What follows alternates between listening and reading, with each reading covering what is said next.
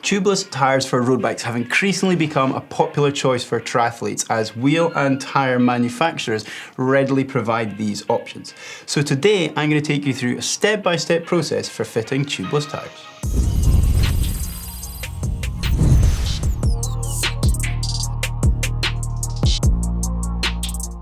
Now, as the name suggests, a tubeless system gets rid of the need for an inner tube. So we need to ensure that both our wheels and our tyres are tubeless compatible.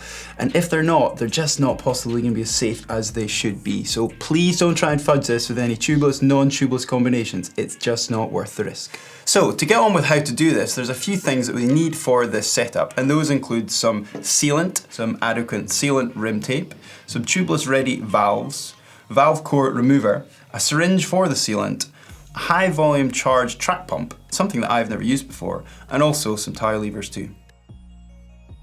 Make sure you start a couple of inches to one side of the valve hole with your rim tape, and then do a full lap of the wheel, overlapping the valve hole and then finishing a couple of inches the other side of the valve just to ensure a good seal. Then pierce the rim with something like a Phillips screwdriver, but just a small opening. Then we add the tubeless valve and use this to force through a full hole ready for the valve. Use your finger to add pressure to the end of the valve so that we can get the valve nice and tight, but we don't need to use anything like a set of pliers, just finger tight will do the job nicely. However, depending on the brand of your rim, if it's a narrow wheel, then you could leave the valve a little looser, as this might make fitting the tyre an easier process. Firstly, be sure to check for any directional requirement of the tyre before mounting it, and then align the tyre with the rim accordingly. This is most apparent on a disc brake rim. Start by fitting one side of the tyre into the well of the rim, just as you would with a standard clincher tyre. And now, the second side of the tyre will be a lot trickier to fit, as these tubeless tyres are much tighter. So begin by fitting at the valve, as otherwise you'll run into even more trouble trying to get the tyre over the rim. If you're able to manage this without the use of tyre levers, then fantastic. But if you're like me, then you'll need them for the final section of the bead to mount the tyre onto the rim.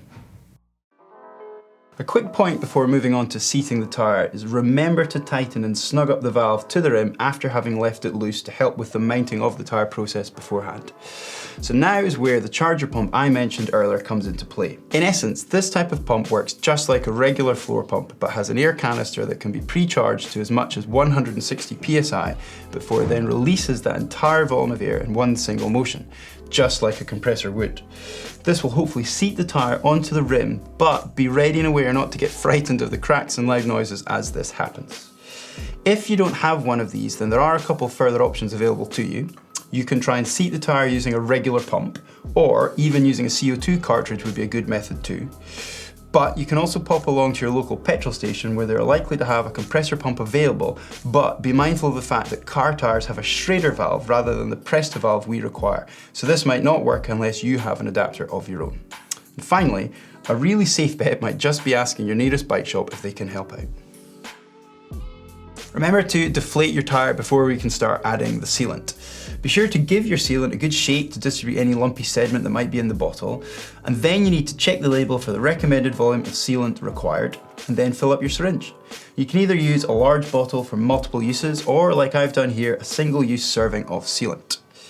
By using the valve core remover, we can now take out the core of the valve, as freeing up this extra space makes it easier to add the sealant in with our syringe, simply by placing the syringe nozzle directly into that open valve. Once all the sealant has been added, we can then simply reinstall the valve head using that valve core tool. Now we're ready to reinflate the tyre using the charger pump as we did before to seat it, or now that the tyre is properly seated on the rim, you could just do this with a track pump to inflate the tyres, for example. Now take the wheel and gently turn and roll it through a full 360 degrees to allow the sealant to fully move and reach all the areas to create a good seal. And ideally, you should leave the wheels for at least half an hour to allow the sealant to spread as well as possible. Now, a quick point worth noting is that these tubeless systems don't actually hold their pressures quite as well as the standard inner tube does. And in fact, this bleeding of pressure is considered quite acceptable. So really, you just have to monitor your tyres and make sure you've checked them before you're heading out for a ride. Now, that's me walked us through the how to set up a tubeless tyre setup process, and hopefully you found that useful. If you have, then please give that thumb up like button a hit, not forgetting to click on the globe to get all of our other videos on the channel. If you want to see a video that Mark did about how to set up cleats, well, you can find that here, and a further video about how to avoid junk miles, you can get that here.